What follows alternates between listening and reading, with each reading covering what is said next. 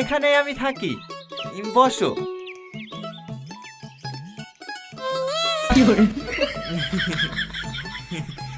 আমি একা মানুষ তো।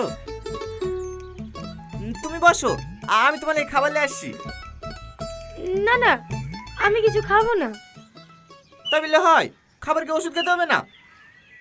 তুমি এখানে বসে থাকো, আমি তোমার এই খাবার নিয়ে আসছি।